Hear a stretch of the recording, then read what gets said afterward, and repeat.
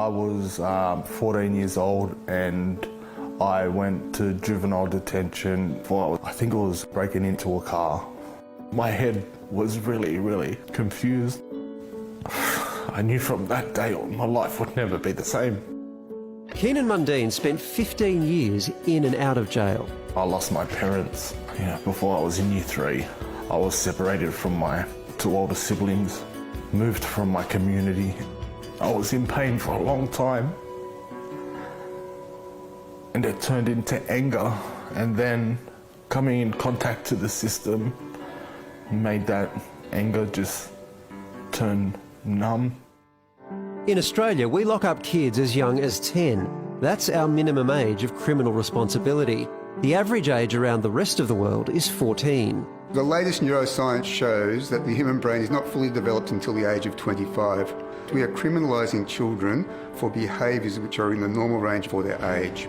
This is a policy that disproportionately affects Indigenous kids. Whilst only 5.9% of the children's population, they make up on average 53% of kids in prison. In the Northern Territory, it's almost 100%.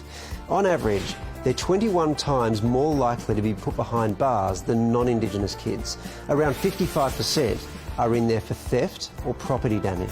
Children, once they become stuck into the quicksand of the justice system, it's very difficult for them to get out. They have a criminal history.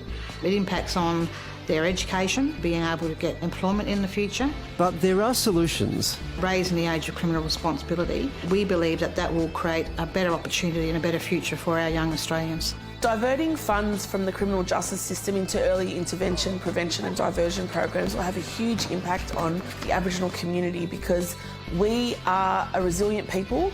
We have the solutions.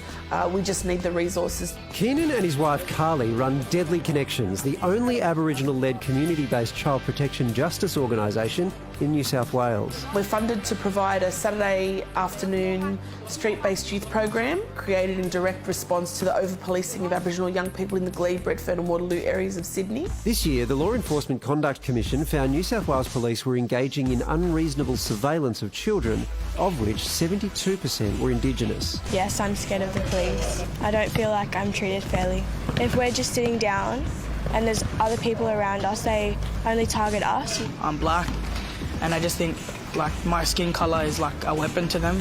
We'll just be sitting on the corner and the police will pull us over and want to search us. And sometimes I just feel like getting really angry and blowing up at them, but I calm myself down. Go to school every day, don't do nothing wrong, and they still harass us. They think that because we're young boys and we're Aboriginal that we're up to something bad and we want to do crime and we want to go to jail, but that's not the case. There's proof Aboriginal-led community programs work.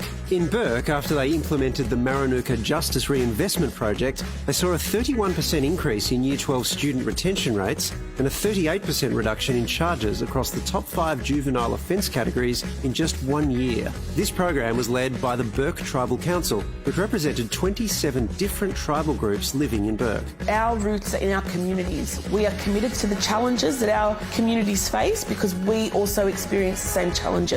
The problem is there have been many successful programs like Bourke and like Deadly Connections in the past which have closed their doors because they never received the long-term funding needed. $10.2 billion in the 2018 to 2019 financial year was spent on criminal justice expenditure. If we diverted just 1% into community-led, culturally responsive programs for our young people, we'll be able to change the trajectory for our future generations. In 2018, Keenan addressed the UN, asking them to demand Australia raise the age of criminal responsibility. In joining this council, the Australian government promised to champion the rights of Indigenous peoples. But for as long as Indigenous children are 25 times more likely to be in prison than non-Indigenous children, these will be hollow promises. As a country, we're falling well below international standards on this. Among calls from international bodies like the UN and Amnesty International, our own investigations over the past 30 years have come to the same conclusion. The most effective way that we can address the disproportionate incarceration of Indigenous kids is to raise the age of criminal responsibility and reinvest funds into Aboriginal-led community programs. This is the issue that we constantly face. There are a number of Royal Commission recommendations, and yet they still fall on deaf ears. And what we get in response is a tough on crime response. This July, the Council of Attorneys General will once again meet to vote on raising the age. But Canberra has already made its position clear. I personally am on record as saying I'm not overly enthusiastic about that reform. My own observation is that the present system works relatively well. Those pushing for change say the Black Lives Matter movement means now is the time for public pressure on the government to finally act. It's time for Australia to really stand together and say that we want a better future for our future generations. We have a system that breaks the spirit rather than actually building upon and strengthening spirits. What it done to my head and what it continually does to me every day. I have a wife, I have 2 boys of my own. I'm the happiest I've ever been in my life, but my childhood still haunts me. Oh, that's heartbreaking. Yeah.